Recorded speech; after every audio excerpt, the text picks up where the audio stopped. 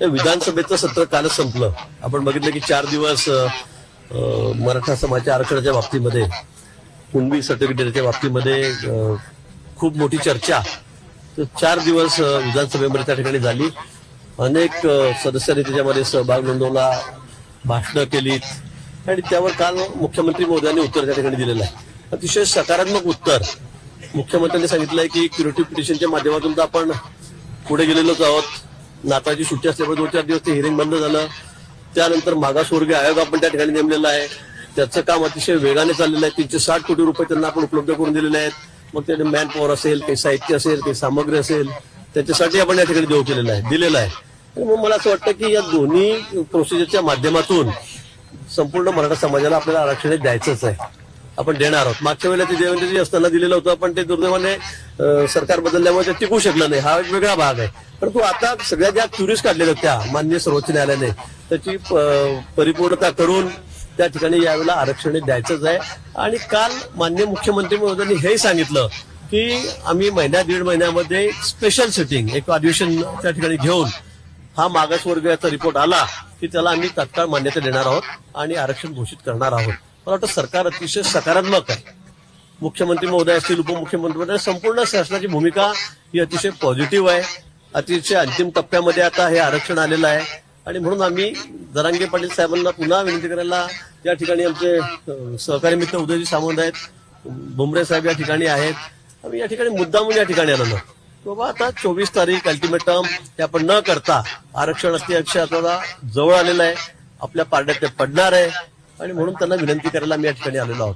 पण तो गेल्या वेळी उपोषणाला बसले असताना आमचे सहकारी मित्र, 2 न्यायाधीश, माजी न्यायाधीश हे या ठिकाणी आलेले होते आणि त्यांनी लिखित स्वरूपामध्ये त्यांच्याशी ते बोलणं झाल्यानंतर त्यांनी लेखी केलेलं होतं आणि त्याच्यामध्ये आरक्षण देताना, म्हणजे आता आम्ही या नोंदी काढतो आहोत, पण या नोंदी काढत असताना ज्याचं नाव निघालं त्याचे रक्तमासातले नातेवाईक, रक्तमासातले म्हणजे आपल्याकडे हा नियमच आहे, हा कायदा आहे, हा देशभर आहे की मी आणि माझी पत्नी जर असेल तर पत्नी ही त्यात गृहीत धरली जाते. म्हणजे तिच्या नावाने ओबीसी सर्टिफिकेट मिळत नाही.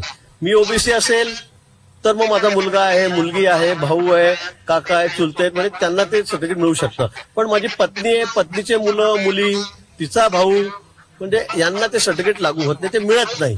पण तो यात मागच्या वेळी जे बोलणं झालं जरांगे पाटील साहेबांबरोबर, तर त्यात असं लिहिलं की सोयरे संबंध, सगळे संबंध, सगळे सोयरे हा शब्द त्यात टाकला गेलेला आहे. जरांगे पाटील म्हणतात की सोयरे म्हणजे काय, सोयरे म्हणजे आपले व्याहीदोही, हा शब्दशः अर्थ त्यांनी घेतलेला आहे. पण तो नियमामध्ये कुठे बसत नाही. आतापर्यंत सुप्रीम कोर्टाचे अनेक निर्णय त्या संदर्भामध्ये झालेले आहेत. अनेक लोक कोर्टामध्ये गेलेले होते.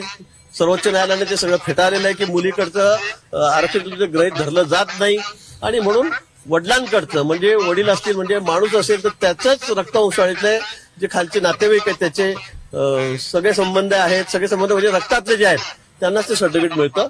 आणि म्हणून या गोष्टीवर थोडा आमचा टाय झालेला आहे की सगळे सोयरे म्हणजे मुलीकडचं नाही, म्हणजे मला दिलं तर माझ्या पत्नीलाही द्या, तिच्या भावालाही द्या, तिच्या वडिलांनाही द्या. मला वाटतं असं कुठेही कायद्यामध्ये नाही.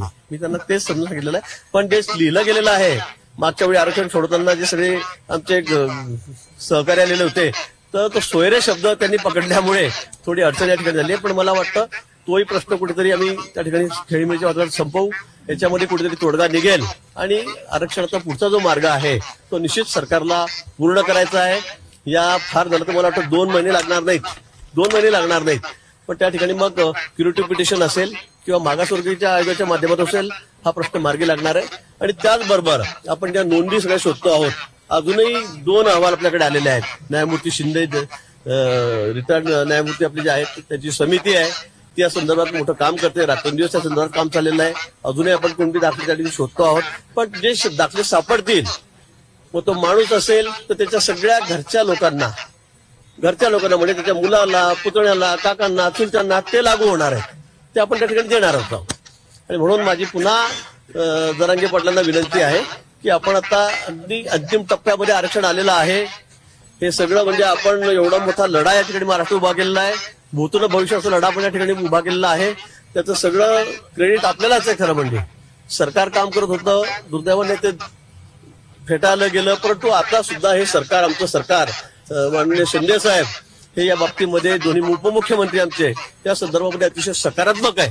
कुठल्याही परिस्थितीमध्ये आम्हाला या ठिकाणी आरक्षण द्यायचं आहे आणि हे स्पष्ट केलं की ओबीसीच्या आरक्षणाला कुठे धक्का न लागू देता ते आरक्षण आम्हाला द्यायचं आहे आणि म्हणून आपण आम्हाला सहकार्य करावं एवढी विनंती करायला आम्ही या ठिकाणी आलेलो. कालच मुख्यमंत्री महोदय, दोन्ही उपमुख्यमंत्री महोदय यांच्याशी चर्चा झाली आणि आम्हाला तिघा चौघांना चिवटे पण या ठिकाणी आम्हाला सर्वांना या ठिकाणी पाठवलेला आहे. भाऊ, आज जरी चर्चा सफल झाली नसली तरी 24 तारखेपर्यंत वेळ कायम आहे, त्याच्यात 1 तासही कमी करणार नाही. आणखी बैठका होतील, आणखी संवाद होईल. मला वाटतं की चर्चेतून मार्ग निघत असतो. मी मागे आपल्याला म्हणालो की असं चर्चा जर सुरू असली, चर्चेत दार उघडे असले तर मार्ग हा निघतच असतो.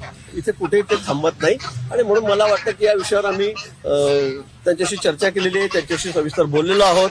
कारण देशामध्ये असा नियम नाही की नवरा बायको असेल तर बायकोला त्यात गृहीत धरावं नवऱ्याच्या सर्टिफिकेटवर किंवा तिच्या भावाला असेल, तिच्या भाच्यांना असेल, तिच्या आई वडिलांना ते सर्टिफिकेट द्यावं असं कुठेही कायद्यामध्ये नाहीये. हे सगळं मी कायद्याचं सगळं ते जे आहे लिखित तेच त्या ठिकाणी आणलेलं आहे. पण तो आमच्याकडून जे लिहून दिलं गेलेलं आहे त्यावेळेला सोयरे हा शब्द त्याच्यामध्ये आला आणि त्यामुळे सोयरे म्हणजे कोण तर आपले व्याई आणि या शब्दावर थोडी गाडी आमची अडलेली आहे. पण तो ते कायद्यात कुठे बसत नाही. ते लिहिलं गेलं असेल पण ते कायद्यामध्ये कुठे कदापि बसत नाही. मी ही भूमिका, आमची स्पष्ट भूमिका जरांगे पाटलांसाठी सांगितलेली आहे. मला वाटतं ते यावर सकारात्मक विचार करतील आणि या सगळ्या प्रश्नावरून मार्ग निघेल. पाटील म्हणतात की माझी चूक काही नाही आहे याच्यामध्ये, ते खरं आहे. नाही, चूक नाही. याच्यामध्ये सोयरा शब्द लिहिला गेलेला आहे. आता सोयरा शब्दाचा अर्थ ते घेत आहेत किंवा सोयरा म्हणजे काय. आता दिवशी लिहिताना आपल्या लोकांनी रक्त नात्यातले जे असतील ते सगळे सोयरे. आता रक्त नात्यात त्याच्यात म्हटलेलं आहे पण आता सोयरे रक्त नात्यात येत नाही हा त्यातला एक विषय. मग त्यांच्या जागी त्यांचं म्हणणं बरोबर आहे, आमच्या जागी आमचं म्हणणं बरोबर आहे. रक्त नात्यातले सगळे सोयरे. आता सोयऱ्यामध्ये आपलं आहे, माझं आहे म्हणून माझ्या मुलाच्या सासऱ्याला द्यावं किंवा मुलीच्या सासऱ्याला द्यावं किंवा तिच्या भावाला द्यावं असं कुठेही होत नाही. आणि म्हणून असं जर केलं तर मग आणि सगळ्या समाजासाठी आहे. एका समाजासाठी या GR मध्ये याच्यामध्ये अनुसूचित जाती जमाती, ST, NT, VJNT सगळ्यांना आहे. इतर मागासवर्गीय समाजात जेवढ्या जाती आहेत राज्यामध्ये देशात त्या सगळ्यांना हे लागू आहे की महिलेकडे हे आरक्षण जात नाही. मला आठवतं विमल मुंदडा आमच्या स्वर्गीय विमलताई होत्या, त्यांची केस खूप दिवस सुप्रीम कोर्टामध्ये चालली, अनेक तज्ञ त्याच्यावर लढले पण त्यांना ते लागू झाले. त्यांच्या मुलाचं म्हणणं माझी आई ही मागासवर्गीय आहे, तिने इंटरकास्ट केलं, त्या मुंदडा झाल्यात म्हणजे मारवाडी समाज, पण त्यांचं ओरिजिनल सर्टिफिकेट त्यांचं SCचं होतं, शेड्यूल कास्टचं होतं. त्यांच्या मुलांनी म्हटलं की ते मला लागू व्हावं पण सुप्रीम कोर्टाने ते नाकारलं आणि असं देशामध्ये अनेक उदाहरणं आहेत की ते नाकारले गेलेले आहेत. त्यामुळे सोयरा या शब्दाचा अर्थ इथे जर लावला तर मग सगळं त्यांच्या मुलीकडच्या लोकांना द्यावं लागेल. ते देणं कदापि शक्य नाही आणि हीच भूमिका मी जरांगे पाटलांसाठी सांगितलेली आहे. मला वाटतं त्यावर सकारात्मक विचार करतील. तुम्ही म्हटलं ओबीसीला धक्का न लावता आरक्षण देणार, मात्र पाटलांचं असं म्हणणं आहे आम्हाला आरक्षण पाहिजे तर ओबीसी नाही. मला हे बघा, ओबीसीच्या आरक्षणाला कुठे धक्का लागणार ही आपली स्पष्ट भूमिका आहे. आता जे दाखले मिळत आहेत जे आहेत कुणबी ते ओबीसीच आहेत. मी परत सांगेल की माझ्या मतदारसंघापैकी समजा 1 लाख लोक असतील तर त्यातले 98,000 कुणबीच आहेत. मग ते ओबीसी मध्ये आहेत ना. जे कुणबी दाखले ज्यांचे मिळत आहेत ते ओरिजिनल ओबीसीच आहेत आणि म्हणून आम्ही सगळे कुणबी दाखले शोधून काढतो. रात्रंदिवस ते काम न्यायमूर्ती शिंदेच्या अध्यक्षतेखाली चाललेलं आहे आणि त्यातून जे कुणबी त्या ठिकाणी दाखले मिळत आहेत त्यांना तर देणं बंधनकारकच आहे आणि त्यांच्या रक्तातल्या नात्यांना, नातेवाईकांना देणं हेही बंधनकारक आहे. पण ते मुलीकडचं नाहीये. म्हणजे आता माझा दाखला मिळाला तर माझ्या बायको ओबीसी नसेल समजा तर तिला ते लागू होत नाही. समजा तिच्या घरच्या लोकांना सुद्धा, तिचे म्हणजे भाऊ असतील, तिचे आई वडील असतील, तिचे भाचे असतील, त्यांना लागू करा असा अर्थ ते काढतात. पण तसं शक्य होणार नाही. सोयऱ्याचा अर्थ शब्दशः आपल्याला घेता येणार नाही आणि तो कायद्यामध्ये देशामध्ये कुठे नाही. भाऊ, याच्यामध्ये नोंदीबद्दलचा प्रश्न माझा असा आहे की नोंदी फक्त पुरुषाच्या सापडल्या तरच तुम्ही ग्राह्य धरणार, काही नोंदी महिलांच्या सुद्धा सापडल्या. हे बघा, आता मी आहे, मला 2 मुली आहेत, त्या दोघी ओबीसी आहेत, ते ओबीसी आहेत ना. पण समजा आता महिला जी असेल तिचं जर तुम्ही म्हणा तिच्यावरून मुलांना द्या, म्हणजे विमल मुंदडाजीचं उदाहरण मी पुन्हा तुम्हाला सांगेल की त्यांच्यावरून त्यांच्या मुलाची जात ठरत नाही. आईच्या दाखल्यावरून, आईच्या दाखल्यावरून मुलाची जात ठरत नाही, वडिलांच्या दाखल्यावरूनच ठरते. वडील आता मी समजा ओपन आहे, माझी बायको ओबीसी आहे तर माझे मुलं ओपनच राहतील, ते ओबीसी मध्ये जाणार नाही. कारण माझं सर्टिफिकेट आहे वडिलांचं ते त्याला लागू होतं, आईचं होत नाही. हा नियम आहे, हा कायदा आहे देशात. त्यामुळे महिलेची जर नोंद सापडली तर तिच्या वंशावळीमध्ये सुद्धा प्रमाणपत्र देण्यास नकार दिला जातो. तिच्या वंशावळीमध्ये तिच्या आई वडिलांना नाही होणार, तिच्या मुलांनाही नाही होणार. नाही होणार. आता माझ्या मुलींना आहे तर ते आहे, पण माझ्या मुलाचं असेल तर मग तिच्या खाली रक्तदात्यातल्या सगळ्या लोकांना ते लागू होतं. 54 लाख नोंदी सापडल्या म्हणतात, त्यात नवीन नोंदी किती आणि जुन्या नोंदी किती? नाही, ती माझ्याकडे आता माहिती नाहीये, पण अजून नोंदी सापडल्या आहेत. 2 रिपोर्ट आपल्याला आलेले आहेत. अजून रात्रंदिवस आपण त्या शोधतो आहोत. तो अहवाल लवकरच त्या ठिकाणी अंतिम अहवाल येईल. काल मुख्यमंत्री महोदयांच्या संदर्भामध्ये सांगितलं, तो अजून आम्ही अभ्यास केलेला नाही. म्हणजे मला माहिती आहे वैयक्तिक, पण या संदर्भामध्ये रात्रंदिवस आम्ही ते काम करतोय. अजूनही न्यायमूर्ती शिंदेच्या अध्यक्षाखाली ते काम दररोज चाललेलं आहे. सगळे जिल्हाधिकारी, सगळे अधिकारी, सगळे कर्मचारी हे रात्रंदिवस हे काम करतायत, अतिशय वेगाने काम करतायत. अंतिम अहवाल अजून 2 अहवाल मला येतील असं वाटतंय. मला अजून एक येईल, पुढचा एक येईल. त्या संदर्भात नक्की माहिती आपल्याला नंतर मिळेल. काही पुरातन मंदिरातल्या नोंदी असतील किंवा देवी लसीच्या नोंदी या ग्राह्य धरल्या जाणार आहे का? सगळ्या नोंदी त्याच्यामध्ये खूप आता तर आम्ही इतक्या वाढवलेल्या आहेत. त्याच्यामध्ये सगळ्या जुन्या नव्या नोंदी, अगदी तुम्ही म्हणजे कोणी जेलमध्ये असतात त्याच्या नोंदी आहेत, शाळेमधल्या आहेत, मंदिराच्या असतील, कोण वेगवेगळ्या सगळ्या प्रकारच्या कुठली एक जरी नोंद मिळाली तरी त्याला कुंडीचा आम्ही दाखला देणार आहोत. अजून एक भाट यापूर्वी यायची आहे, ते नोंद हो, हो, हो. करायची जात ती ग्राह्य धरली जाणार आहे. ती सुद्धा ग्राह्य धरली जाईल. त्यांनी सांगितलं की कुठलंही एखादं तुम्ही फक्त आणा की हे मागचं असं उदाहरण आहे, संपला तुमच्या इकडे सर्वस्वी, त्याच्यामध्ये त्याला सगळ्यांना देतो आहोत आणि तेच आम्ही शोधतो आहोत. आम्ही अगदी सगळे जेलमध्ये जाऊन सुद्धा सगळे पुरावे आम्ही शोधतो की बाबा जे लोक जेलमध्ये त्यांच्याकडे कोणती काय जेलमध्ये टाकतं त्याचं हे असतं, एफआयआर मध्ये नसतं, पण जेलमध्ये माणूस गेला की ती जात टाकावी लागते. त्याच्यामुळे ते सुद्धा आम्ही शोधतो आहोत. म्हणजे सगळ्या प्रकारे येईल ते प्रकारे कुठल्याही प्रकारे खरेदी विक्रीचे व्यवहार आहेत तुमचे, काय असतील शाळेतले दाखले असतील, कुठल्या काय जे असतील नसतील असे 35-36 प्रकार आहेत की ते सगळे आम्ही शोधून काढतो आणि त्याचे जो नोंद सापडेल कुंडली त्याला आम्ही त्या ठिकाणी दाखले देतो. त्याला दाखला दिला गेला की मग त्याचे मुलं आहेत, मुली आहेत, चुलते आहेत, त्यांना तो आधार होतो की बाबा माझ्या काकांकडे आहे, माझ्या चुलत्याकडे मला द्यावं, ते लगेच देण्याची त्या ठिकाणी प्रोसिजर, त्या ठिकाणी नियम आहे. मनोज जरांगेंनी मुख्यमंत्र्यांच्या निवेदनावर समाधान व्यक्त केलेलं आहे, सगळ्या गोष्टी अभिनंदन सुद्धा त्यांचं केलेलं आहे. त्यांची एक मागणी आहे की शिंदे समिती ही 24 तारखेची डेडलाईन न ठरवता त्या पुढेही तिने काम करत राहावं, कारण त्या नोंदी अजून सापडत राहतील, तिला कार्यकाळ. तर ही मागणी तुम्ही लगेच मान्य करू शकता? ती मान्यच आहे.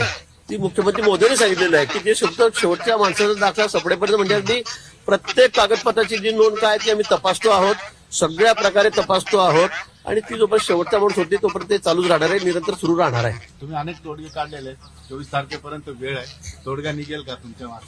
नाही, मला वाटतं की खरा हा विषय अतिशय महत्वाचा आहे, अतिशय समाजासाठी अतिशय महत्वाचा आहे आणि त्याच्यामुळे हा आमची अपेक्षा इच्छा हीच आहे की हे कायमस्वरूपी टिकणारं आरक्षण मिळालं पाहिजे. आता आम्ही म्हणू चला मुलींना पण देऊन टाका, व्याज झाला देऊन टाका, हे टिकणार आहे का?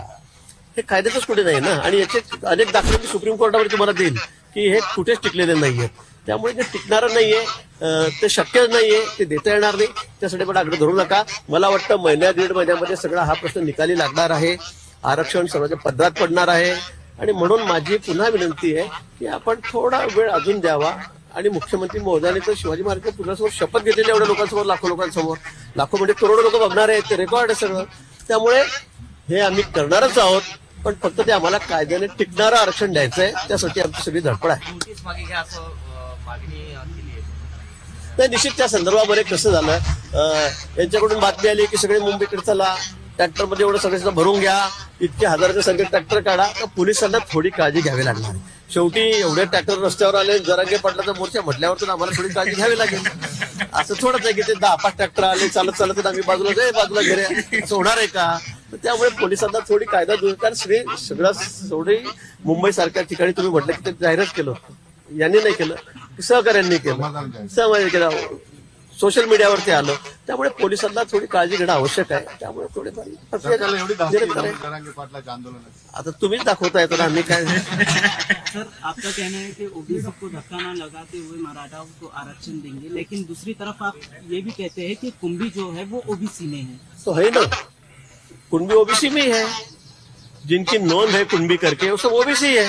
मैंने मेरे कॉन्स्टिट्यूशन से कहा कि मेरे अगर 1 लाख लोग हैं तो 90,000 लोग ये कुंभी है. आप विदर्भ में जाओगे तो वहाँ 100% लोग कुंभी है, तो ऑलरेडी ओबीसी में है, तो उनके लिए किसी की मतलब शिकायत नहीं है बाकी लोगों की. लेकिन जो सरसकट का विषय था कि सबको दे दो, इस विषय से लेकर थोड़ी मतलब आपत्ति थी. तो इसीलिए अभी जो कुंभी है जिनकी नोंद पुरानी 1967 के पहले की जो है, तो वो पूरा हम लोग सर्च कर रहे हैं. आंध्रा में जाके, हैदराबाद जाके हम लोग सर्च कर रहे हैं. पूरी यंत्रणा जो है हमारी जिला प्रशासन जो है वो इसी काम में लगा हुआ है और जिनकी नोंद कहीं ना कहीं मिलेगी उनको हम कुंभी का दाखला दे रहे हैं. आप बहुत उम्मीद से आए थे यहाँ पर कि आपकी बात बन जाएंगी, लेकिन क्या हो नहीं, बिल्कुल बनेगी। हम कहाँ ना उम्मीद होकर जा रहे हैं, 24 तारीख तक हम बिल्कुल उम्मीद लेके बैठे हैं यहाँ पर। जरूर इसमें से कोई ना कोई रास्ता निकलेगा। और मैं ये समझता हूँ कि हर बात का, हर समस्या का हल जो है वो चर्चा से निकलता है। हम लोग अगर उधर बैठ जाएंगे, तुमको जो करना तुम करो, ये बोलेंगे तुम नहीं देते तो मत दो, हम बोलेंगे हम नहीं आते, तो ऐसे से थोड़ी हल निकलेगा। तो इसलिए मुझे ऐसे लगता है कि समस्या जो है उसका हल चर्चा से निकलते रहता है। और मुझे पूरी अपेक्षा है, गारंटी है कि इस समस्या का हल, ये समस्या नहीं है लेकिन इस विषय का हल भी जरूर निकलेगा। मराठा समाज के कुछ लोगों पर कानूनी कार्रवाई हुई थी, वो वापस भी ली गई है। वापस हाँ, वापस कुछ केसेस लिए गए हैं इस तरह। नहीं चल रहा है, तो उन्होंने भी, विद्यारांजन पंडित साहब और हमारी भी जो पीछे हम लोग, मैं 3 बार आके गया था, तब भी हमारी ये बात हुई थी। इसके बारे में तो सरकार भी पहल कर रही है। इनका जो कहना है वो भी हम उसके बारे में जरूर कोशिश कर रहे हैं। पाटील पुढे जातो. महाजन सर, 1921ला मुंबई हायकोर्टाचा निर्णय की मराठी आणि कुणबी एकच आहे, तर याच्यावर काय निर्णय करणार? नाही, आता तसा निर्णय सगळे एकत्र असं करता येणार नाही. कायद्याने सगळ्या गोष्टी, हायकोर्टाचा निर्णय कायद्याने सगळ्या गोष्टी तपासल्या जात आहेत. त्याच्यामध्ये मोठमोठे न्यायमूर्ती आहेत, मोठमोठे जस्टिस आहेत, भोसले साहेब आहेत, म्हणजे अनेक लोक त्याच्यावर काम करतायत. मी काय एवढा कायदा किंवा नोंद आहे तर मला माहिती तुम्ही सांगतायत ते काय तर, पण याच्यावर दिल्ली सारख्या सुप्रीम कोर्टामध्ये खूप सगळ्या देशातले सगळे तज्ज्ञ मंडळी आहेत, वकील आहेत, ऍडव्होकेट आहेत, ऍडव्होकेट जनरल आहेत, त्यांनी याच्यावर सगळी पहल करतायत. माजी न्यायाधीश आहेत 4-5, ते सुद्धा या ठिकाणी या विषयावर काम करतायत. त्यामुळे ते सांगतील या विषयात. तसं जर असतं ते एवढ्यासारखं सर आता होऊन गेलं असतं, मुंबई काही अडचण असेल. मुंबई हायकोर्टाच्या गॅजेटियर मध्ये नोंद येते. ठीक आहे, ते कायदे तज्ञ आहेत, ते अभ्यास करतायत. एक मिनिट हा.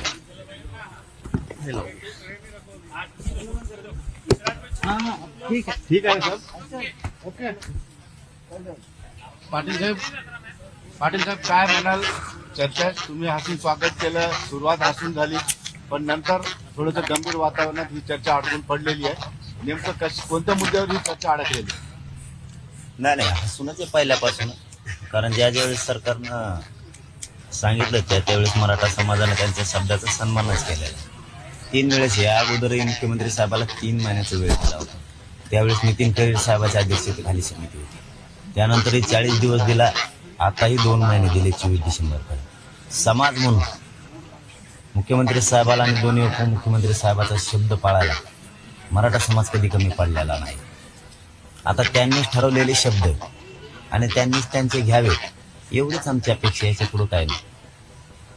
तर त्यांचं म्हणणं असं आहे की चर्चा जरी निष्फळ झाली तर बोलणी संवादातूनच चर्चा सुटत असते. 24 तारखेपर्यंत वेळ आहे, तुम्ही चर्चेला पुन्हा तयार असल्या चर्चेचं तर मी त्यांना बोलताना सांगितलं ना, चर्चा 24 डिसेंबरपर्यंत बंद होण्याचं कारणच नाही. कारण 24 डिसेंबरपर्यंत जर सरकारला शब्द दिलाय तर मराठा समाज शब्द कधीच फिरविणार. 24 डिसेंबरपर्यंत त्यांना वेळ दिलाय, त्यांचे शब्द आहेत, त्यांनी ते मध्ये घ्यावेत, एवढीच मराठा समाजाची विनंती आहे त्यांना. बाकी दुसरं काहीच नाही. संभ्रम कुणाचा आहे, सरकारचा का मनोज जरांगे पाटलांचा शब्दावर? नाही, माझं असण्याचं काय कारण आहे. शब्द त्यांचे तज्ज्ञ आहेत, त्यांचे सगळे बांधव इथे आहेत.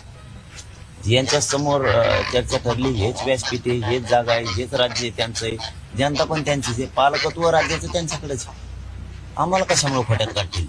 लिहिलेलंच त्यांनी आहे आणि आम्ही फक्त शब्दावरती ठाणे. आम्ही कधी सन्मान केला नाही त्यांचा, कौतुक कधी केलं नाही. काल विधानमंडळावरती ज्यावेळेस ते पटलावरती ठेवलं गेलं, आम्ही ऐकलं त्याच वेळेस सन्मान केला. मुख्यमंत्र्यांसह दोन्ही उपमुख्यमंत्र्यांचा सन्मान केला मराठा समाजावर. कारण आमचं मोठं मन करण्याचं कारण पण तसंच आहे की त्यांनी निर्णय घेतलायच ना, फक्त घोषणा मोठी झाली. त्यांनी एखादं घर आहे मोठं, त्याला दरवाजाही मोठा दिला पण कडी कोंडाच दिला नाही. मग ते पहिलं मोकळंच होतं घर, आता मोकळंच आहे, कुणी येईन कुणी जाय. त्या कडी कोंडा देणं आवश्यक होतं. म्हणजे पाचर नको आहे. आमचे तेवढंच म्हणणं होतं, स्पष्टता करा बस, आणि आहे ते शब्द मध्ये घ्या, यापेक्षा काही विनंती नाही. आणि मला वाटतं 100% यातून मार्ग निघत. सरकार म्हणून हे आलेले जे प्रतिनिधी बांधव आहेत, माझे साहेब आलेत, अहमद साहेब आलेत, मामा बी आहेत. मामा तर महाराष्ट्राचेच भाऊ. मला वाटतं उद्यापासून त्यांनी म्हणजे मार्ग तरी निघत सगळ्या भाषेचा. हो, म्हणजे उद्या मला वाटतं 24 पर्यंत 100% मार्ग यातून निघत, शब्द मध्ये घेतील ही मराठा समाजाला खात्री आहे. आणि एक जनता म्हणून सरकारकडं तर राज्याचं पालकत्व आहे, मराठा समाज या महाराष्ट्रातली जनता आहे आणि त्यांचे आहेत, म्हणून ते मार्ग काढतील आणि ते शब्द आत घेतील, हे आम्हाला खात्री. तर पाटील, ते नेहमी कायद्याचा चौकट सांगतात की पुरुषाच्या बाजूचंच वंशाग्राह्य बाजू लावू शकते, महिलाच्या बाजूने हा कायदा आहे. हा फक्त महाराष्ट्राचा विषय नाही तर देश पातळीवर कायदा आहे. मग एकदा कायदा जर बनलेला असेल तर सरकार सुद्धा हातबल होतं की तो कायदा कसा तोडून तुमची मागणी मान्य करावी. आम्ही कायदा तोडच म्हणत नाहीत ना, आम्ही कायद्याच्या चौकटीतच बोलतो. कायद्याच्या चौकटीत बोलतो, नोंदी कायद्याच्या चौकटीत सापडलेल्या, कायद्याच्या चौकटीतच आम्ही बोलतो. पण कायद्याच्या चौकटीत जे काही शब्द बसते त्याला तज्ज्ञ आवश्यक आहेत, त्याच्यासाठी अभ्यासक आवश्यक आहेत. आणि कायदा बनवणारे मंत्री महोदय म्हणजे त्या नातीने विधानमंडळातले सदस्य असणं आवश्यक आहे. ते सगळेच इथे आहेत याच व्यासपीठावर. ती शब्द आत घालण्यासाठी याच लोकांची आवश्यकता आणि तेच इथे आहेत. शब्द मध्ये घातले नाही तर मग 23 तारखेनंतर मुंबईला जाणार नाही, ते 24ला बघूया, ते सरकारच्या हातात आहे, ते आज नाही. ते तो विषय पुढे आज नाही. सरकार शब्द मध्ये घेतील या महाराष्ट्रातल्या जनतेला न्याय देण्यासाठी ही आम्हाला खात्री. ते 2 शब्द एक सांगितलं आता, एक आणखीन 23ला सांगू. पण तुम्ही जो विषय नेहमी बोलता की कुणबी नोंद जर सापडली असेल तर त्याच्या नातेवाईकांना ज्यांची दप्तरी नोंद नाही किंवा नोंद कुठेही नाही, शपथपत्रावर त्या प्रमाणपत्राचं वाटप करावं अशी सुद्धा तुमची मागणी आहे. ती सुद्धा त्यांनी शक्य नाही म्हणतात. ते घेते शब्द आणखीन विचार करतील, त्यांना काय चर्चा अभ्यासकांशी करायची असली तर करतील. शब्द मध्ये घेतील, कारण त्यांच्या तज्ञानं ते शब्द घेतलेले. आम्ही आमच्या चर्चा करतो, आम्ही पण. आपका सुबह ये भी कहना था कि सरकारी जो अधिकारी है वो जातिवाद कर रहे हैं या फिर वो जो मराठाओं के कुंभी सर्टिफिकेट के लिए काम नहीं कर रहे हैं. अनेक तालुक्यामध्ये जिल्ह्यामध्ये असे बरेचसे तालुके आहेत की त्याचे सरकारकडे रिपोर्ट गेले. असे भरपूर तालुके आहेत की निरंक म्हणून दिलेले अहवाल आणि त्याच्यानंतर नोंदी सापडल्या. काही ठिकाणी हे बोला सांगणं गरजेचं आहे सगळे मंत्री महोदयांना सुद्धा, की बऱ्याचशा ठिकाणी असं झालेलं आहे की कुणबी नोंदी असतानाही नाहीत म्हणून सरकारकडे अहवाल पाठवलेले आणि त्यानंतर तिथं नोंदी सापडल्या. मग हे काही अधिकारी जाणून बुजून जातीवादच करतील याचा अर्थ असा आहे. सरकारमध्ये आणि जनतेमध्ये एक दरी निर्माण झाली पाहिजे. आपल्या पदाचा गैरवापर आपण केला पाहिजे आणि कशी दुही निर्माण होईल हे बघण्याचं काम होतं. आणि आम्हाला शांतता अपेक्षित म्हणून आम्ही प्रत्येक वेळी शांततेचं आवाहन करतो. ते अधिकारी जाणून बुजून करतायत काही, तर मला वाटतं त्यांना कामावर जर कमी केलं तर सरकारचा त्यांच्यावरती धाक राहील आणि आपल्या दरी सुद्धा जनतेत निर्माण नाही होणार. कारण त्याचे जर तुम्ही अधिकाऱ्यांचे लाड केले तर तो असंच करत राहणार आहे आणि तुम्हाला आवश्यकता जनतेची, त्यामुळे त्याचे लाड होऊ नयेत अशी आमची अपेक्षा आहे. आणि ती मार्ग तर सुटलाच पाहिजे. नायगाव असेल, असे बरेच तालुके आहेत की गेवराई तालुक्यात सुद्धा अगोदर निरंक म्हणूनच दिलेला आहे. हे आपल्या शेजारच्या तालुक्यात आता तिथं 66 पैकी 64 गावात नोंदी सापडल्या आणि त्यांनी अगोदर निरंक म्हणून दिल्या. म्हणजे ही किती जातीवाद असू शकतो. आणि अधिकाऱ्यांच्या मनात तर हे नसलं पाहिजे, कारण त्याच्याकडे मार्गदर्शकाची भूमिका असते. त्यांनी जात म्हणून पदावर काम नाही करायला पाहिजे कधीच. पण त्यांच्याकडून जर ह्या गोष्टी होत असतील तर याच्यावर सरकारनं लक्ष ठेवलं पाहिजे. म्हणजे आता काय नोटिसा सोडल्या त्यांनी खूप संभ्रम व्हायला लागलाय, म्हणजे कमी होण्याऐवजी रोष वाढायला लागलाय. मला वाटतं त्या जर वापस झाल्या, कारण ते शांततेचे कार्यक्रम आहेत तेवढे. बीडचा आता होणारी 23ची सभा ही शांततेचा कार्यक्रम. त्या जर तुम्ही त्यांना नोटीस देणार असाल तर हे मोठं अवघड झालं. म्हणजे याचा अर्थ असा होतो मग की या लोकशाहीत तुम्हाला अधिकार नाहीये शांततेत कार्यक्रम घेण्याचे. तुम्ही एकत्र येऊन एखादी मागणी मागण्याचे तुम्हाला अधिकार नाहीये. एकत्र येऊन तुम्ही संवाद नाही करू शकत, हे तुम्हाला लोकशाहीत अधिकार नाहीत. मग असं त्याचा अर्थ असा होतो. आणि जर ते थांबलं तर सरकार याच्या पाठीशी नाहीये, ते कुणीतरी अधिकाऱ्यांनीच करून आणले असा अर्थ होईल. पण अधिकारी जर ते नोटिसा माग घेत नसतील किंवा जाणून बुजून दडपण आणत असेल आणि त्याच्यावरती काहीच काही होणार नसेल तर मग हे सरकारच करता येतं का असेल. पण तरी पण मी भाऊला सांगतो की जरी या नोटिसा दिल्या काय केलं तरी आम्हाला आमच्या न्यायापासून नाही हटता येणार. कारण आमच्या लेकराला हक्क मिळवून देण्यासाठी आम्हाला लढावं लागणार. तुम्ही आमच्या सुद्धा भावना समजून घ्या. जर नोटीस आली म्हणून आम्ही मागं सरकणार नाहीये, कारण आम्हाला लेकराच्या हक्कासाठी भांडावं लागणार आहे, तुमच्याशी झगडावं लागणार आहे. कारण सरकार तुम्ही तुम्हाला नाही भांडायचं, भांडायचं कोणाला. मग नोटिसा दिल्या म्हणून आम्ही थांबणार नाही आणि हे आमच्याकडून कदापि शक्य आहे. गिरीश भाऊ, तुम्हाला बोलायचं खरं म्हणजे राजे पाटील जे म्हणतायत किंवा नोटिसा दिल्या वगैरे दिले असतील, मी नाही म्हणणार नाही. पण आपण बघितलं की खरं म्हणजे आतापर्यंत जरांगे पाटीलच्या एवढ्या सभा झाल्या, लाखोच्या सभा झाल्या, एकची सभा तर रेकॉर्ड ब्रेक झाली. पण त्यावेळेला पोलिसांनी सहकार्य केलेलंच आहे. असं कधी झालं नाही की कुणाला अडवलं का कुणाला थांबवलं का विनाकारण त्रास दिला का वाहनांवर कुठे काही तक्रारी दाखल केल्या का काही असं कुठेही झालेलं नाही. बीडच्या बाबतीत मला जे असं वाटतं की ज्यावेळेला मागच्या वेळेला जो प्रकार झाला बीड याच्यामध्ये की माजलगावला बीडला, त्याची थोडीशी काळजी, कारण शेवटी सरकारचं एक कर्तव्य की प्रत्येक माणसाच्या जीवाची त्याने संरक्षण करण्याची हमी सरकारची असते. आणि म्हणून मला असं वाटतं की त्या बेसिसवर ज्या घटना घडल्या त्या बेसिसवर एखाद्या वेळेला नोटीस काही लोकांना दिल्या गेल्या असतील प्रिकॉशन म्हणून, ते आपण प्रत्येक उत्सवालाही देतो, सणालाही देतो, त्या बाबतीत ते दिल्या गेल्या असतील. पण त्यावरही आम्ही निश्चित विचार करू. जर शांततेने कार्यक्रम होत आहेत तर त्या बाबतीमध्ये कोणामध्ये काही दुमत नाही. आणि ट्रॅक्टरच्या बाबतीत तुम्ही जे म्हणतात की ट्रॅक्टरवर दिल्या गेल्या, आता तुम्ही सोशल मीडियावरून एवढा मोठा मोर्चा सांगितलेला आहे की पोलिसांना थोडीफार काळजी घ्यावी लागेल. शेवटी ती मुंबई आहे, कोट्यावधी लोक त्या ठिकाणी राहत आहेत आणि म्हणून सगळ्यांच्या जीवाची काळजी आम्हाला आहे त्या ठिकाणी. आणि मी जरांगे पाटलांना तेच म्हटलं की ठीक आहे, आपले लोक आपलं ऐकतायत, त्यांचे संयमी आहेत, कुठेही काही मागच्या काळातही काही झालं नाही, आताही झालं नाही. पण आता बीडमध्ये जसं तुम्ही म्हणतात की बाहेरच्या लोकांनीच गोंधळ घातला, आता एवढा मोठा जर मोर्चा तिकडे आला मुंबईकडे आणि तिथे का आपण काय सांगू, आपले लोक राहतील का, बाहेरचे लोक राहतील, ते सुद्धा काही त्या ठिकाणी गोंधळ घालण्याचा प्रयत्न करतील. मग त्याच्यामध्ये कोणी कोणाची दुश्मनी काढण्यासाठी करतो, कोणी राजकीय दुश्मनी काढण्यासाठी करतो, कोणी वैयक्तिक द्वेष भावना असते, यातून हे प्रकार घडतात. तर त्यावेळेला कोण थांबू शकणार आहे. आणि म्हणून अशा वेळेला काही प्रिकॉशन सरकारला घ्यावं लागतात, गृह खात्याला त्या ठिकाणी घ्यावं लागतात. त्याचाच एक भाग त्या ठिकाणी असेल. आणि आपण जे सांगितलं की दाखले नोंदी असताना सुद्धा दाखले मिळत नाही, पण आता स्पेसिफिक असं कुठलं कोणी सांगितलं की माझा दाखला आहे, माझी नोंद आहे, मला मिळत नाही, किंवा असं तालुके सांगितले, निश्चित त्याच्यावर सक्त कारवाई त्या अधिकाऱ्यावर कर्मचाऱ्यांवर त्या ठिकाणी केली जाईल. हे माननीय मुख्यमंत्री मोदयांनी आधी सांगितलेलं आहे. जेवढे असतील तेवढे सगळेच द्यायचे आहेत, सगळे दाखले त्या ठिकाणी काढून द्यायचे आहेत. त्यांच्या नोंदी असतील त्यांना जातीचे दाखले त्या ठिकाणी द्यायचे, ओबीसी दाखले द्यायचे, हे सांगितलेलंच आहे. त्यामुळे स्पेसिफिक काही तक्रार असेल तर निश्चित आम्ही त्याच्यावर अतिशय कडक कारवाई करू. एक शुभम शिंदे नावाचा संभाजीनगरमध्ये एक मुलगा आहे, त्याने खासरा पत्र जोडलेलं आहे, मात्र तरी पण त्याचे सबळ पुरावा त्यांचा रिजेक्ट करण्यात आलेला अशी नोंद आहे. शुभम शिंदे नावाचा खासरा पत्र 1967. मग असं असेल तर मिळायलाच पाहिजे. मी कलेक्टरला सांगेन, तुम्ही नाव द्या, परत घेऊन तुम्ही. असं असेल तर स्पेसिफिक असं काही असेल तर निश्चित मला वाटतं. पण शासनाने अतिशय सर्व अधिकारी कर्मचाऱ्यांना सतत सूचना दिलेल्या आहेत, त्या बाबतीमध्ये अजिबात तसा कुठलाही प्रकार होणार नाही. संपूर्ण महाराष्ट्रातील परखड बातम्या पाहण्यासाठी आमच्या प्रखर लोकमान्य न्यूजला सबस्क्राईब करून बेल आयकॉनवर क्लिक करायला विसरू नका.